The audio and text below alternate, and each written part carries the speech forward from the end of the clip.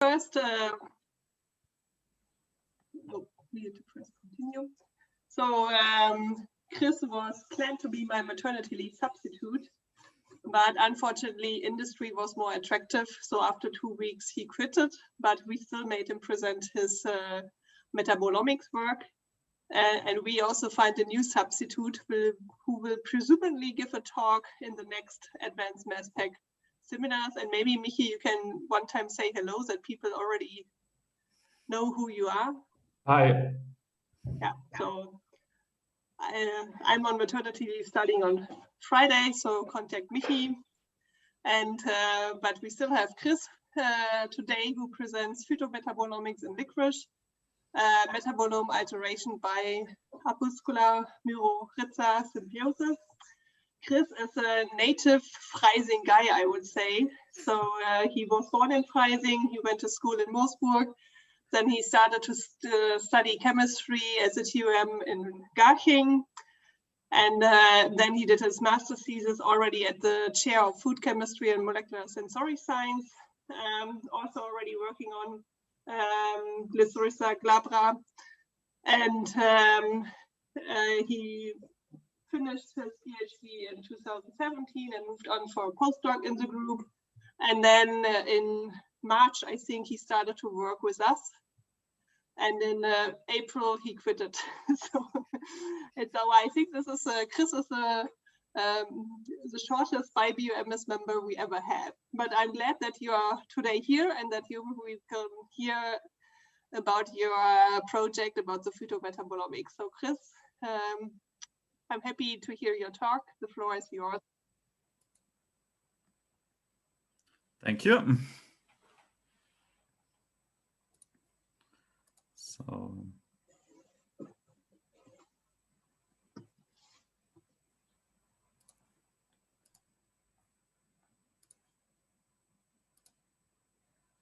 okay.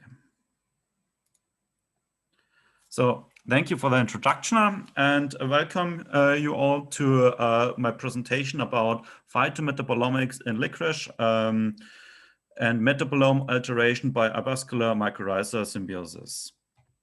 Licorice is a plant which is mainly domiciled in the Mediterranean areas and in Asia. You all know licorice from the licorice candies, the typical licorice taste, and the roots are mainly used for blending tobacco in medicine and of course the candies, as you all know. The typical taste, this typical sweet and intense licorice taste is about 50 times sweeter than sucrose and is mainly caused by glycyrrhizin. It's a triterpenoid saponin, and glycyrrhizin is about 150 times sweeter than sucrose. What was the aim of the project? First, we want to isolate taste-active compounds from licorice roots by an symbiosis approach. Further on, synthesis of saponin derivatives, the identification by LC-MS, high-resolution MS, and 1D and 2D NMR experiments. Further, the sensory evaluation of these isolated compounds and metabolome alterations by arbuscular mycorrhiza symbiosis. So, how we started it. First, we used licorice roots, extracted it by methanol and methanol water, used a sequential solvent fractionation in 11 subfractions, and these fractions were collected, lyophilized, and tested sensorily. And we could detect that in fraction G, H, and I, sweet and licorice tasting compounds are in. So we used these fractions to subfractionate these fractions. We used for this preparative HPLC and used a taste dilution analysis. Taste dilution analysis is We fractionate all the fractions, for example, the fraction G and H in 32 subfractions, and the fraction I in 21 subfractions. Collect all these fractions, these subfractions, treat it from solvent, lyophilize it, and dilute these fractions in natural concentration 1:1 until no taste could be sensed by a trained sensorial panel. And the dilution which could be sensed, the most diluted sample which can be sensed is the taste dilution value. The fraction 19 at the above picture, you can see its taste dilution value of 64, which is the most intense fraction. Other fractions are 15 and 17. Here you can see it's a pure licorice fraction and with a taste dilution value of 8. We used the taste active fractions, which can be seen on the right. And these fractions were further separated by preparative HPLC and semi-preparative HPLC. And also we further separated it by semi-preparative HPLC, and we could in total isolate 23 different compounds. And these compounds were first identified or analyzed by, first we used synthesis further on to get some further Glycyrrhiza derivatives we used for here. Reduction with sodium borohydride, and also synthesis of glycyrrhiza methyl esters with methyl iodide and selective deprotection with potassium hydroxide. All these compounds were analyzed first by high resolution MS. Here we used a QTOF MS system from Waters, and we can show that the high resolution mass, the M+H of saponin. Further on, we could see here the typical sucrose or glucuronic acid. And for example, for rhamnose on 156, and for glucuronic acid 176 Daltner. Further, we used NMR spectroscopy to identify the skeletal arrangement of the saponins. For example, we used 1H NMR and 13C NMR experiments. Further on, COSY NMR, HSQC, HMBC, and REZ NMR experiments. The REZ experiments we used here is important to get the arrangement of the functional groups at position 30. The carboxy function at position 30, and further on all the methyl groups at position 24, 25, 26, and the proton at position 18. To get some more hints about the sugar moieties, we used an derivatization. First, the saponin is hydrolyzed by hydrochloric acid, and the sugars were derivatized by cysteine and phenylethyl isothiocyanate, and this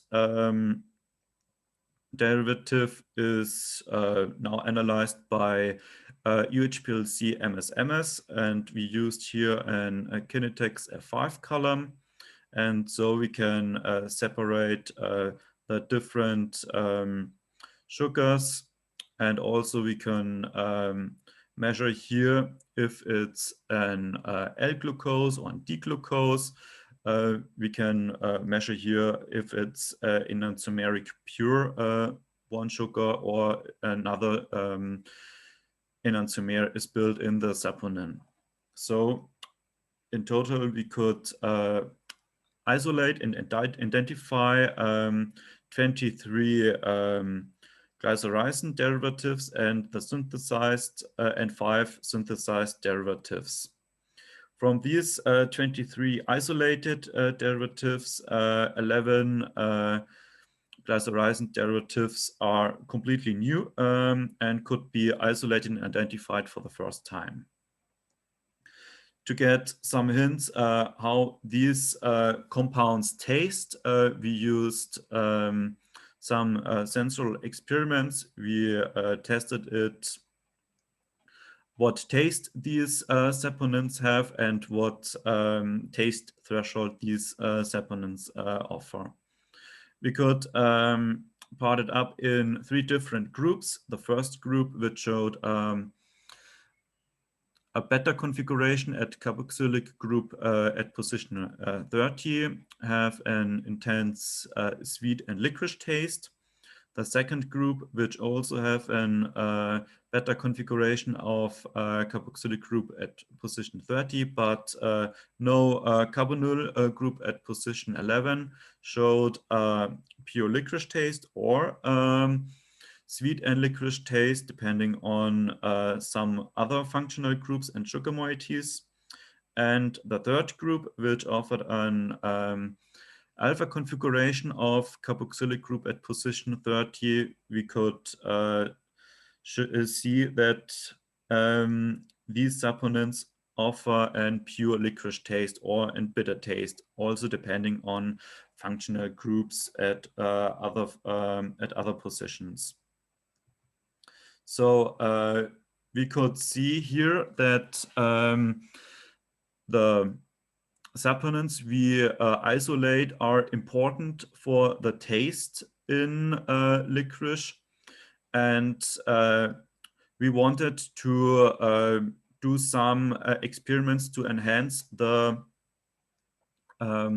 taste of the licorice roots, and also we want to enhance some other compounds, for example, the licochalcone A and glabridine, which is important, for example, for antibacterial properties, but also the saponin and saponin derivatives, for example, the glycyrrhetinic acid, or also known as enoloxolone, which is used in the medicine for against peptic ulcers and also used as expectorant.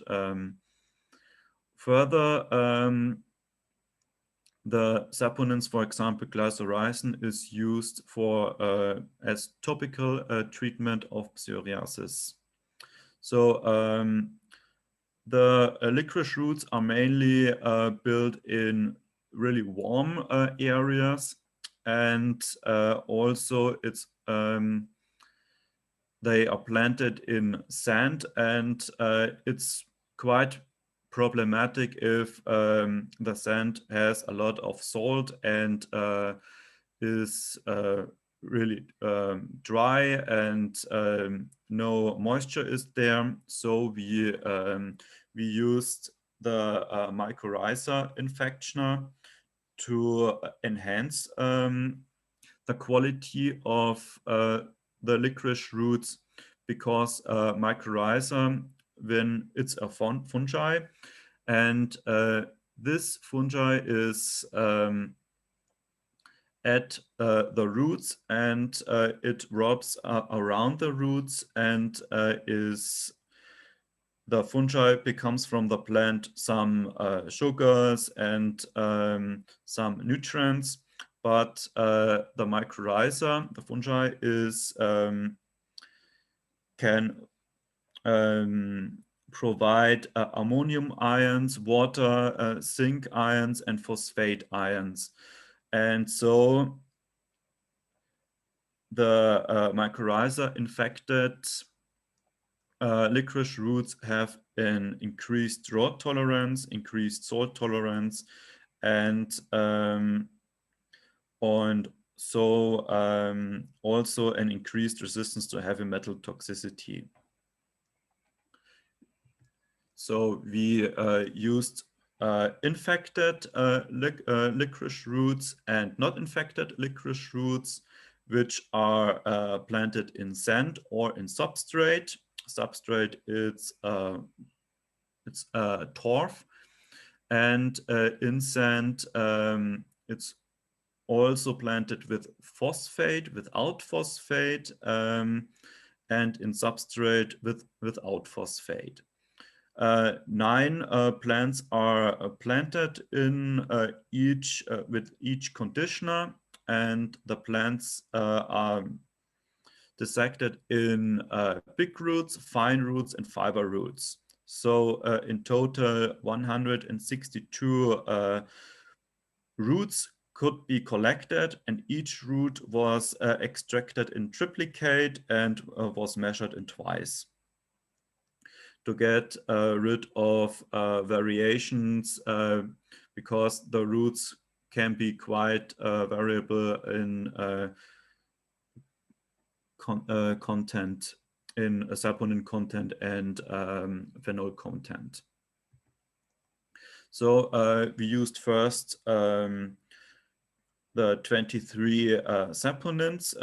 We want to quantify these saponins, and also we used some phenols, which are important for the for the medicine. And for this, we used about 26 phenols and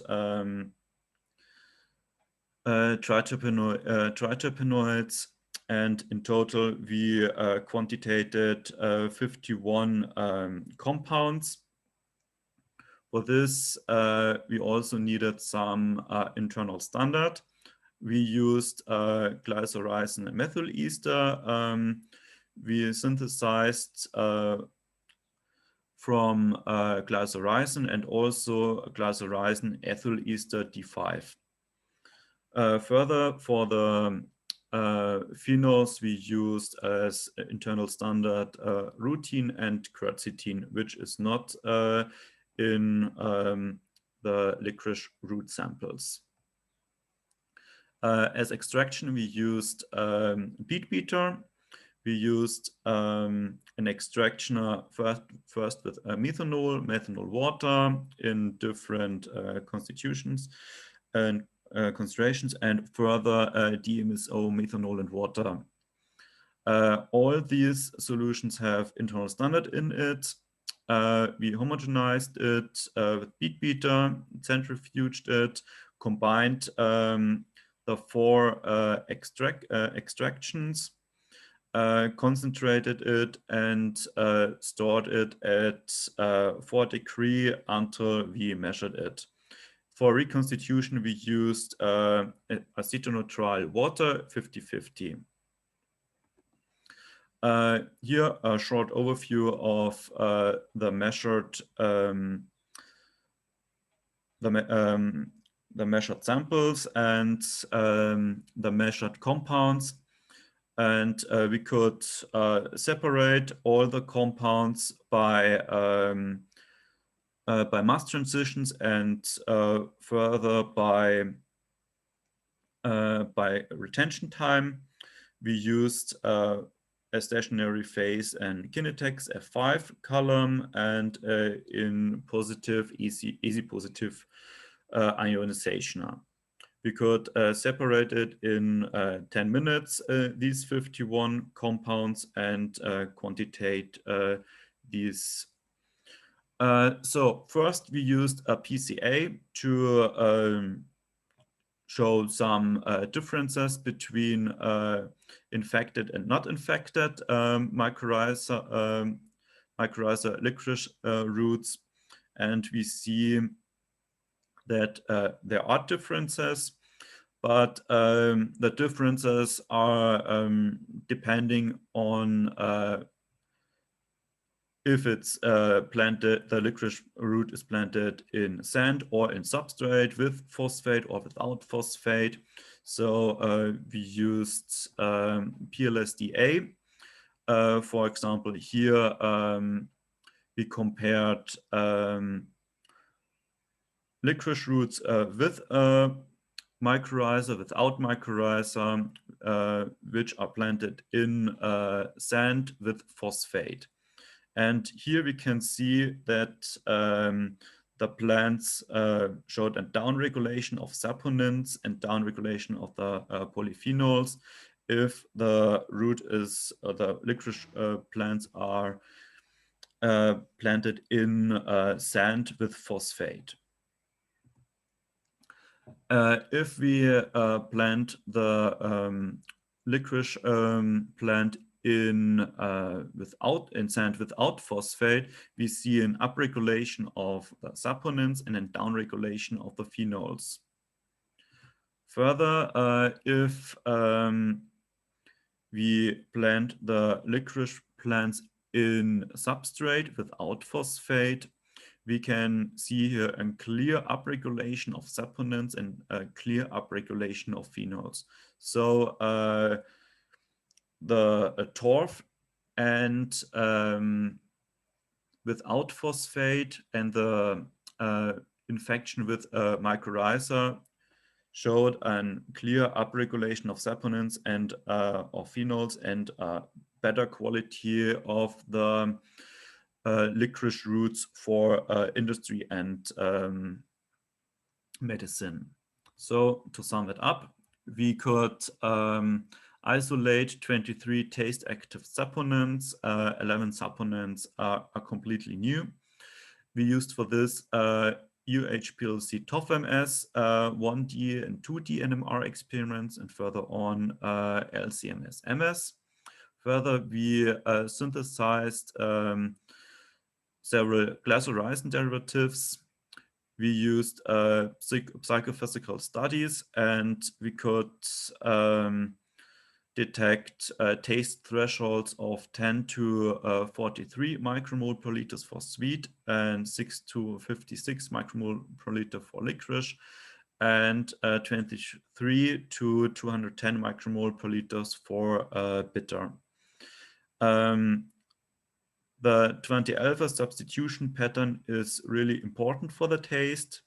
And further, the terpenoid C and E ring, especially the functional group at position 30, is essential for sweet, licorice, and bitter taste.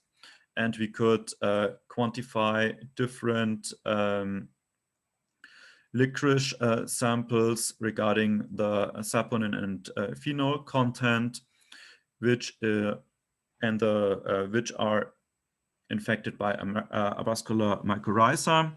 And we could see that there is a clear upregulation of saponin and polyphenols if we use torf and without phosphate. So come to the end, and I want to thank Professor Hofmann, Professor Corinna David, Anne Brockhoff, and Professor Caro Gutja, and further the Chair of Food Chemistry and Molecular Sensory Science. And now I'm done.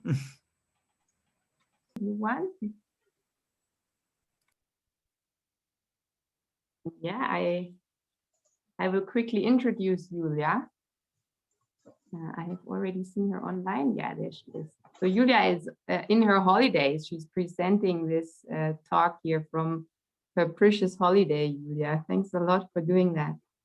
So it's a pleasure for me to introduce Julia Mergner. Julia is originally from the area of Freiburg. where she studied biology. And actually in 2010, she came to Freising. So Julia, this is over 10 years ago already. And she started here in Freising her PhD in the group of Klaus Schwächhammer at the chair of plant systems biology. And during her PhD, she became an expert in nebulation and the impact and its regulation in plants. And she in particular worked with the model plant Arabidopsis thaliana there. And then in 2015, Julia started her postdoc in the group of Bernhard Küster here in Freising at the chair of Proteomics and Bioanalytics. And she remained focused on Arabidopsis thaliana in this postdoc and generated an extensive mass spectrometric repository for this model organism. And this work has also been published in Nature last year. So this was really a very fantastic postdoc that she did there. And those of you who attend this seminar regularly, maybe even know Julia, because she also already presented the results of this postdoc here some time ago. But today, I'm very happy that Julia agreed to present here, not as a postdoc, but as an associated BayBioMS team member, because Julia, together with her colleague Piero Jansanti, started a new proteomics core facility at the Translatum at the Klinikum Rechts der ISA. And this proteomics core facility will be focused on clinical proteomics. And this is now what Julia will talk about and introduce to us. So thanks a lot, Julia, for agreeing to present. And it's your turn. Thank you very much for the kind introduction, Tina. So you can see my screen, I think. Yes? Okay. Yeah. Very nice. So let me make it big. All right. So as Tina already mentioned, so we are the new outpost of the BayBioMS in Munich. And you can see here on this picture, so this is a building where we are located in currently. So that's a Translatum, which is a new building. I think it was built like 5 years ago by Tom and MRI together on the campus. Okay, that's not good. Okay, let's start that new. Sorry for that.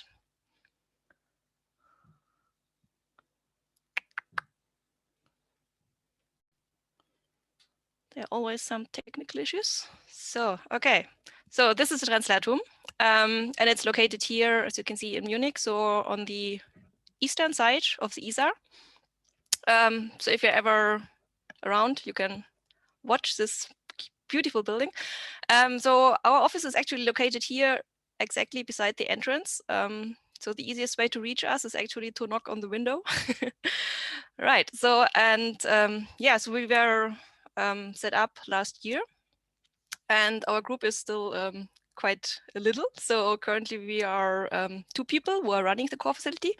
So my colleague Piero and me, and we have 2 directors from the medical faculty. So one is Professor Andreas Pichelmeier, who's a professor at the virology department, and the other one is Mark Schmid-Suprian, who is a professor for immunopathology and signal transduction, and he is also actually located in the Translatum. So if we have any problems, we usually go to him.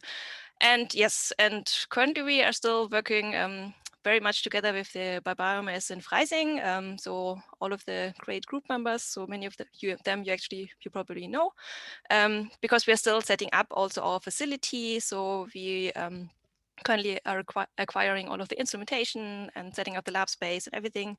And yeah, we hope we are going to have this ready maybe mid of this year. And for now, if we need anything practical, we usually go to the BayBioMS in Freising and we're allowed to use their equipment. And this is very great. And we are very grateful about this great collaboration that we have going. And we hope this can be very fruitful for both of us in the future.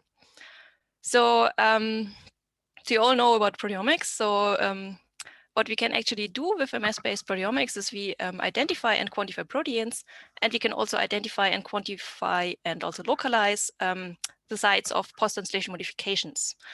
And with this information, we can then go on and profile protein patterns in time and space upon different treatments under different conditions. We can also study protein interaction networks, so using different technologies. So most of you probably know affinity purification MS, but there are also great cross-linking technologies that you can use for this. And we can also use the concentration modification identifications to actually investigate signaling pathways and find out about, for example, kinase regulation or what effect an enzyme has in a specific tissue or organism. So here's just a little bit an overview, what kind of questions you can study using F-based proteomics. And what makes proteomics a bit different, for example, from transcriptomics, is that this is very, very complex. So even more complex than the transcriptome.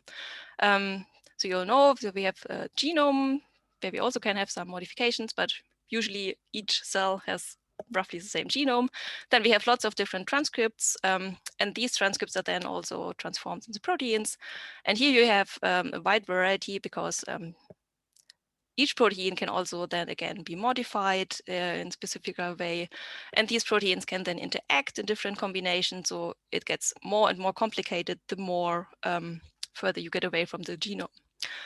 And what makes this even more complicated is that the proteome is not the same in each cell or tissue. So if you have an organ system, so in your lungs, you will have a completely different, well, not completely, but very different proteome than you have in the heart or in the liver or wherever. So we have a proteome that is specific for organs. We also have a proteome that is specific for then tissues in these organs. For cell types in the tissue, you have specific proteomes of subcellular parts of your cells. So you have, for example, in a mitochondria on the nucleus, you will have different proteins. These proteins are part of different complexes. And as I said already, you can also have different proteoforms, so different modified varieties of the same protein actually around. So all of this makes proteomics quite complex to study, but also very, very interesting and challenging. And we now want to apply this proteomic studies a bit more to clinical research topics. So on top here, this is what we can provide. So we can qualitative and quantitative do proteome profiling and also of PTMs. And the other question is, what actually does, what are questions or needs that are present in the clinics? And I now divided this in two broad topics. So one would be diagnosis and the other would be treatment options. So for diagnosis, it's actually often very important to be able to maybe differentiate between different illnesses, which are not so easy to differentiate. So there's a lot of discovery research going on to actually find biomarkers, which are typical for certain illness. For example, if you have different cancer subtypes, you want to differentiate or you want to find out which protein markers are specific for a certain cancer subtype to then also be able to propose a very specific treatment for this subtype, for example. And this biomarker search using proteomic technology is very active, but it's also very hard to do. So, and currently still there has not been that much progress actually. So the technology using proteomics still falls a bit short of the expectations. But there have been a lot of progress going on in the recent years, and I hope this will also speed up a bit the biomarker discovery and the potential of this technology in clinical applications in this case. Then, of course, you can also use proteomics as a diagnostic tool.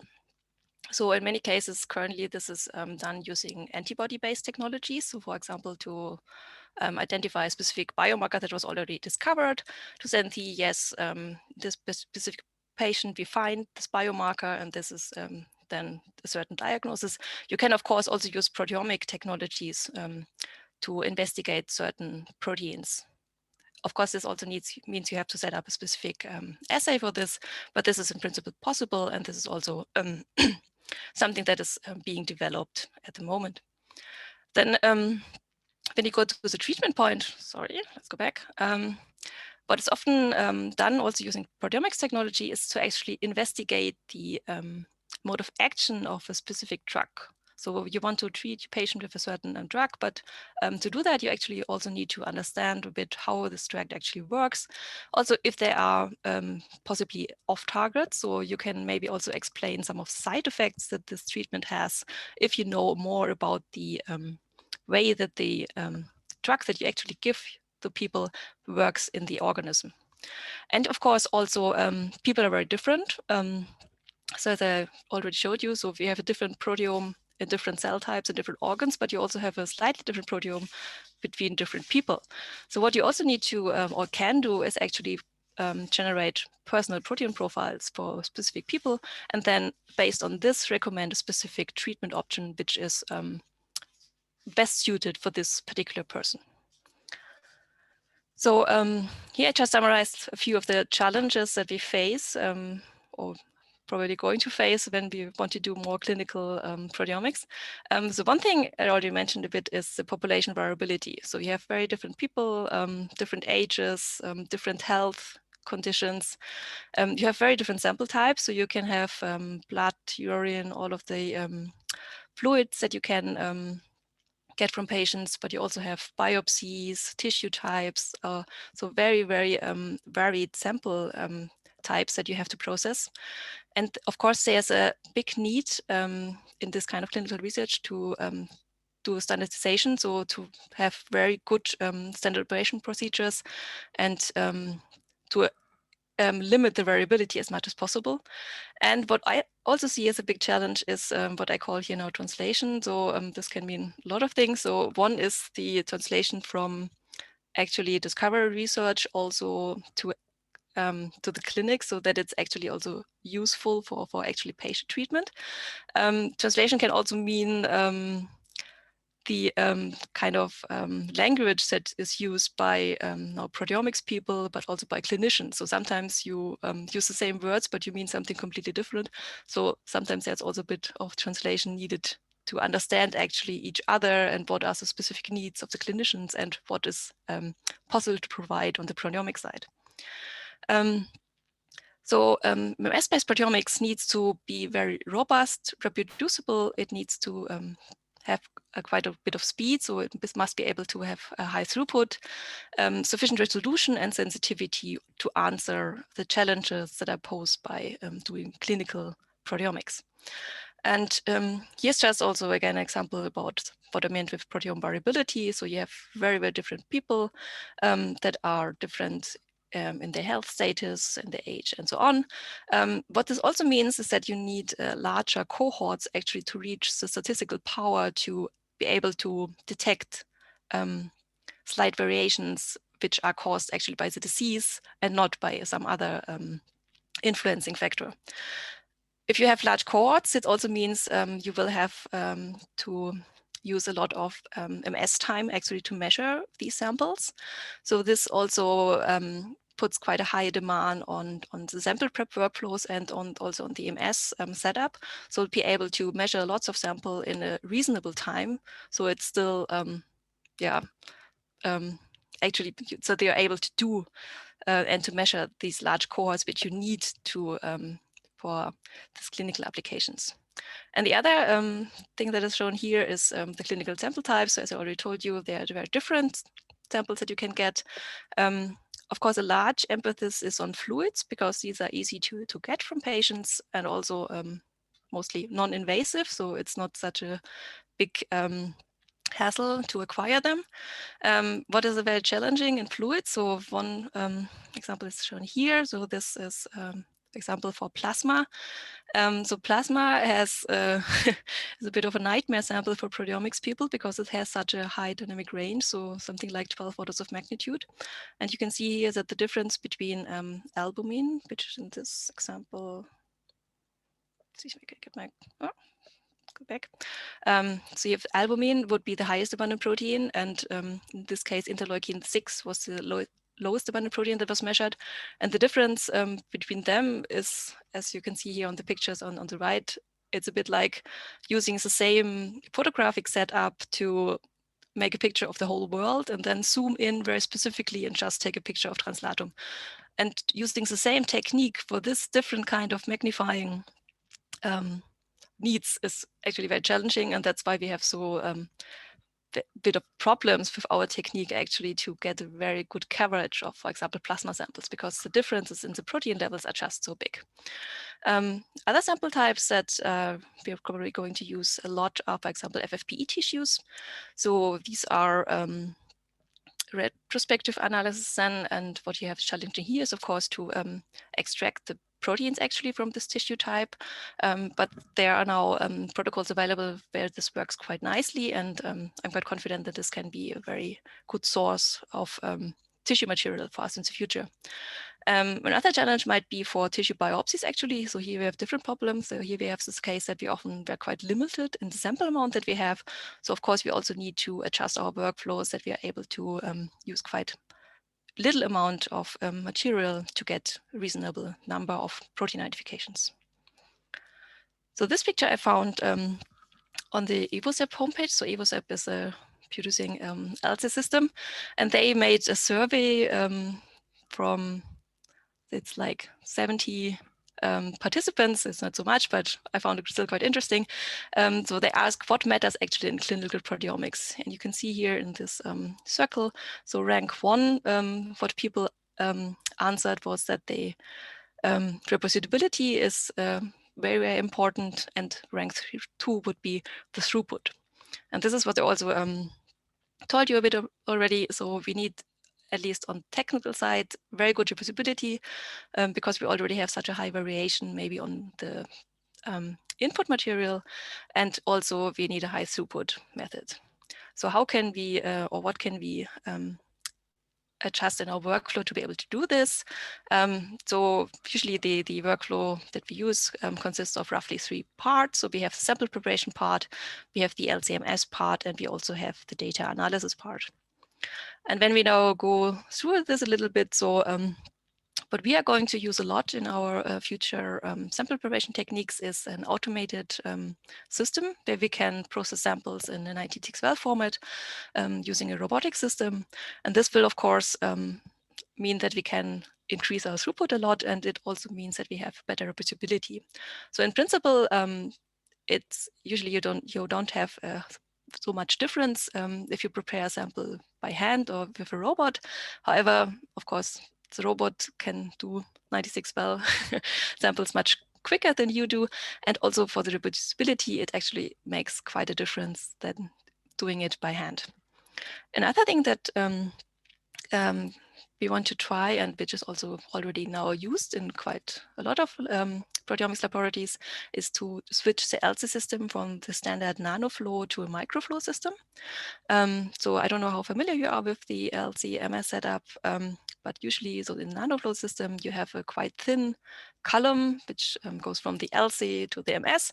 And this column, because it's so tiny, it can also clog, and there are often quite some issues to keep the system running over a long time without having to change the column.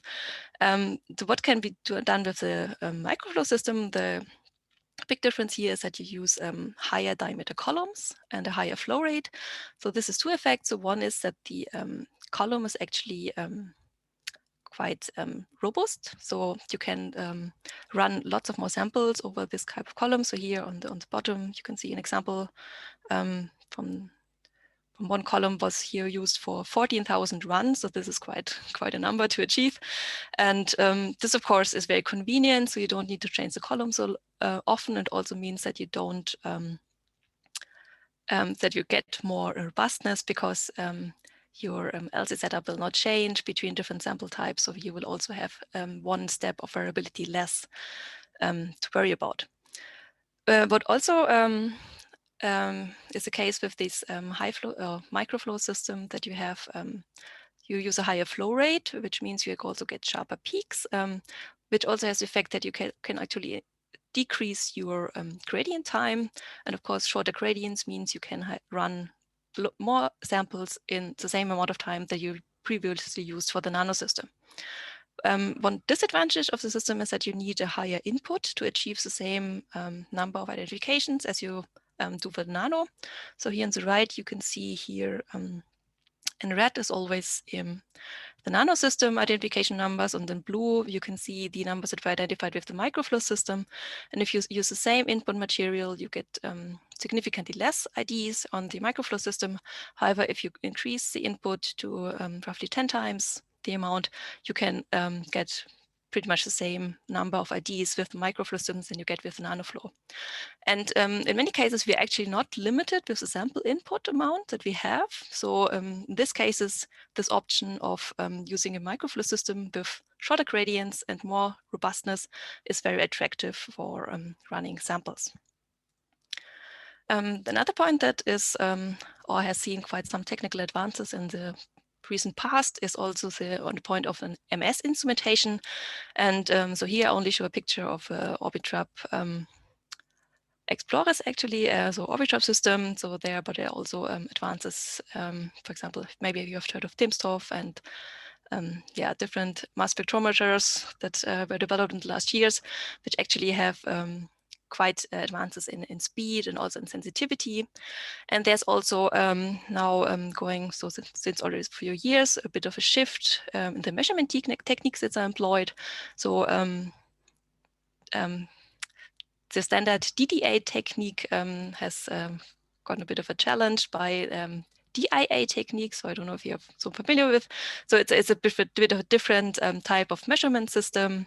So DDA suffers a little bit from the fact that you measure a bit randomly your sample, and you have, if you measure over a large cohorts, you can accumulate quite a number of missing values in your data set. For DIA, this problem is reduced, so you have less number of missing values. However, there are some other advantages and disadvantages to both techniques, but DIA technique is currently growing in use, and we're also going to investigate using this technique for clinical samples. And of course, on the point of data analysis, or there are lots of different software options available to analyze your data, and more are also developed and improved. And there also has been a lot of improvements going on, and this will also make our data analysis in the future more promising and more easy to do, I hope. So with this, I'm actually here on my last overview slide. So just to give you a quick outline what we are going to do and what we think is important to do clinical proteomics. So we need to optimize all of the different LC or proteomics technique aspects to actually fit to the need that we have for clinical proteomics. And as I said before, this, in my opinion, also requires a lot of collaboration between the clinicians actually and the people who do the proteomics experiments, so everybody can benefit from the expertise of the other side. So with this, I already want to thank all of our team members. So especially, of course, the BayBioMS team in Freising, who have been a great support to us in the last year and also in the future, I hope. And yeah, our funding organizations. And I want to thank you for your attention. With our last speaker for today is Isabella Straub. Isabella, if you want, please already share your screen. And I'm happy to introduce Isabella. Isabella is just like Julia, also originally from the area of Freiburg. You could have even met both of you maybe in your teenager times. Isabella also studied in Freiburg, but she studied chemistry. And in 2014, she moved across the big ocean to Canada to start her PhD. And specifically, she went to the beautiful city of Montreal. And there she started the PhD at the McGill University. And the topic of her PhD was to study the disease ALS using a variety of different omics technologies, including proteomics and metabolomics, but also genomics. And the outcome of this PhD is what she will also present you here today. And since December 2020, Isabella joined the proteomics team of the BayBioMS, and she works with us as a postdoc.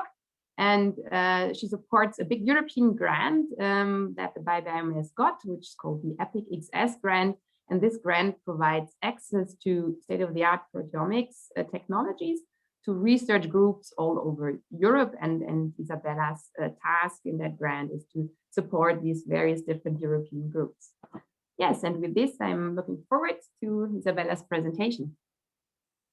Thanks, Tina, for the nice introduction. Do you see my slides and do you hear me well? Yes. Okay, great. So yeah, the topic of my PhD was basically to identify or decipher the function of two mitochondrial proteins, CHCHD10 and CHCHD2. And in general, like compared to the other talks, now this will be much more of an applied biological type of question. Yeah, but I hope it's still exciting for you. So a short introduction.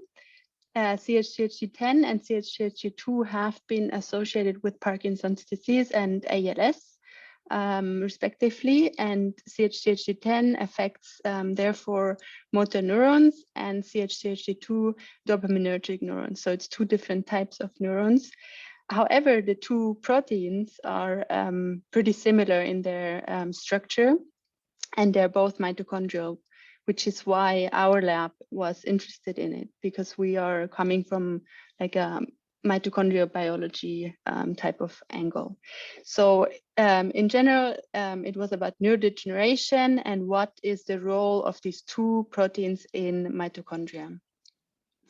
Both of these proteins share a motif called CH-CH domain, which bears 4 cysteines.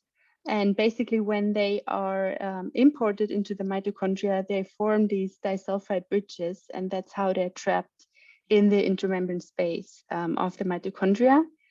And then to start the project, I actually got patient cells with this specific mutation in CHCHD10, and this is what I'm gonna talk about mostly for the rest of this presentation. So these patient cells, I started with the functional characterization of the patient cells, and for that I designed a rescue cell line where I basically reintroduced the CHCHD10 protein, because in the patient cell line, the CHCHD10 protein was, the levels were decreased, and this was the issue and gave all the phenotypical output we saw in the end. And I'm jumping ahead a little bit because I'm not showing all the functional analysis, but we basically saw a growth defect when we put patient cells in galactose compared to glucose, which is the normal culturing media. But in galactose, you kind of push cells to really use their mitochondria to produce energy. So it's a way to kind of push mitochondrial phenotypes and look at them more easily in a way. So in galactose, the patient had a growth defect and the rescue basically didn't. So I used this model to compare the patient and the rescue cell line. I cultured them for 48 hours and then I collected the metabolome, the transcriptome, and the proteome of these conditions. And what we found was in the proteome, so also to mention, or basically to kind of connect to what Julia said before, we in this experiment only looked at the mitochondrial proteome. So as Julia said, you can look at different proteomes of the suborganelles in a cell also. And for us, we were most interested in the proteome of the mitochondria. So we actually separated the components before. And what we found was that in particular, complex 1 subunits here shown with these boxes were downregulated in patient cells compared to rescue cells in galactose. And that was an interesting finding, which we wanted to validate. And usually in our lab, or in many labs, actually, we look at a native page. So there you look at the full complexes of the mitochondrial respiratory chain, complex 1 through 5. And we found that this patient actually shows a clear reduction of complex 1, which is basically just a validation of the proteomics experiment as well.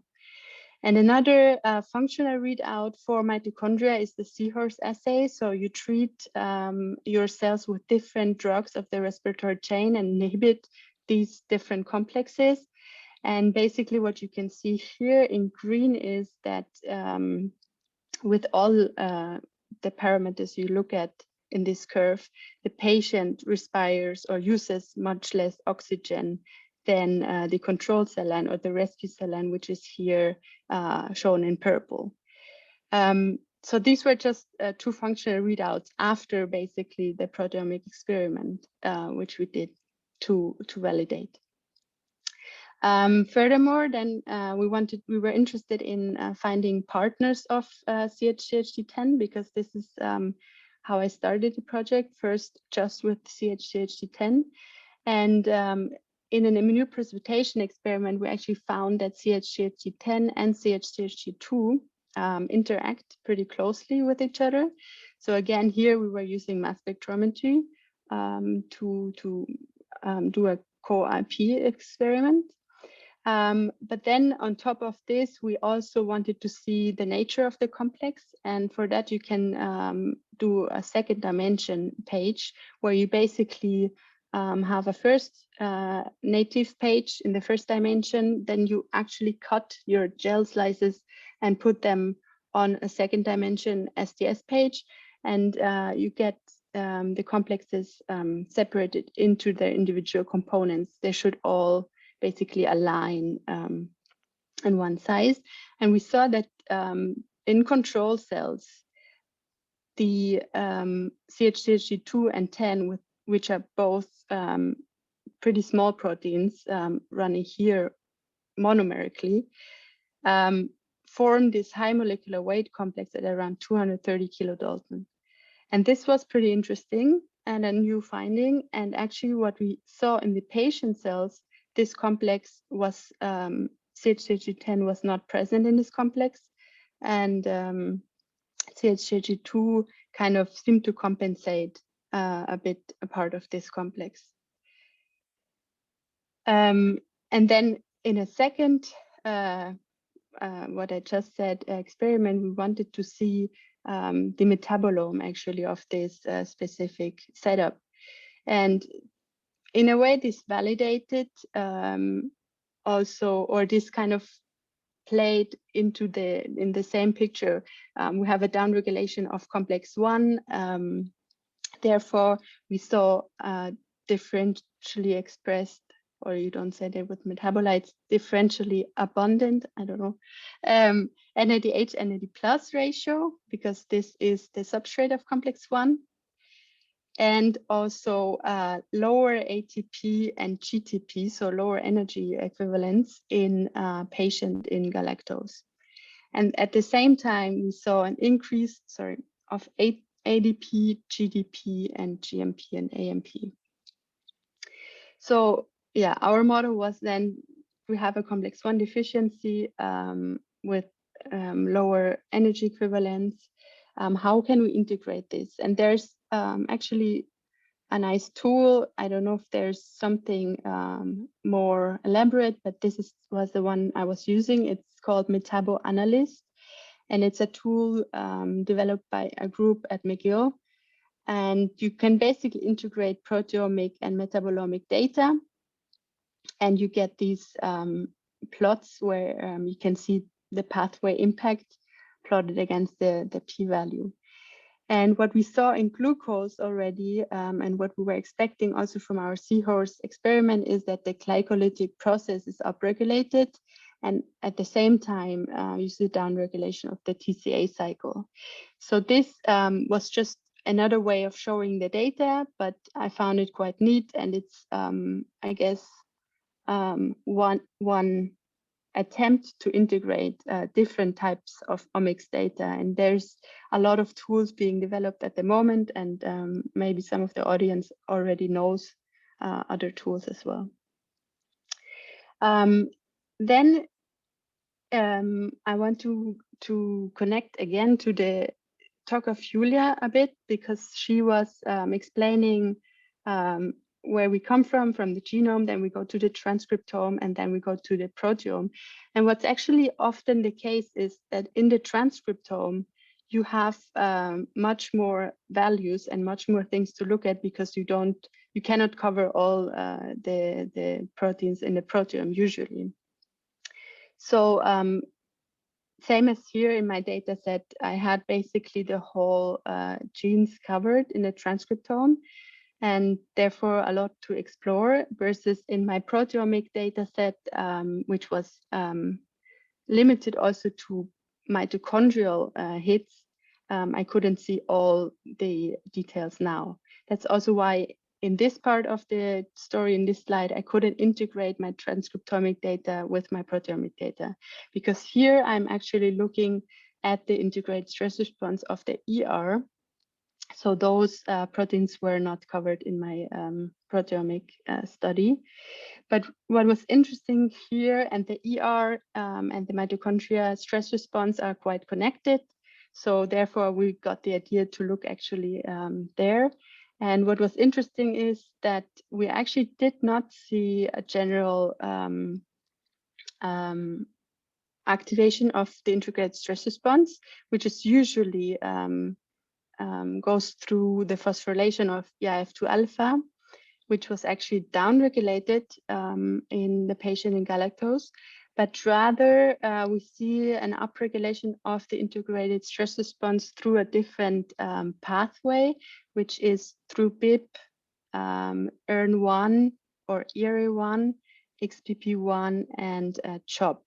And here you basically see the transcriptomic data, where I just plot the log2-fold change. And here I just validated this with standard Western blot technique, as I said, because these proteins were not covered in my proteomic study. And furthermore, we could identify the upregulation of two proteins, FGF21 and Gda15, which are often upregulated in mitochondrial disease. So this was interesting as well. So with this, I just want to give you a short summary. So basically our idea is that CHCHG10 forms this huge complex with CHCHG2, which in the patient cell line has a different composition. And it basically leads to an upregulation of AMP, NADH, and also other metabolites, which I didn't talk about much yet in detail. This also leads to a defect of complex 1. And I also didn't show you, but basically we also have a increased phosphorylation of AMPK, and therefore less growth. And the specific upregulation of the ERA1, XP1 CHOP pathway of the integrated stress response of the ER, and FGF21 and other proteases in the mitochondria.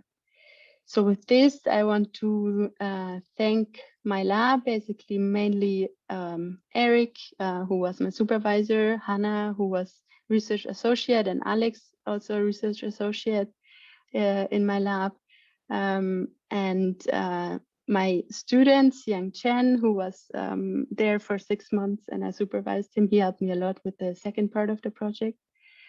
And with this, I want to also thank my funding sources. And here you see actually the building I worked in was here, the neuro, because it's a neurological project. So we were affiliated with the Department of Neuroscience.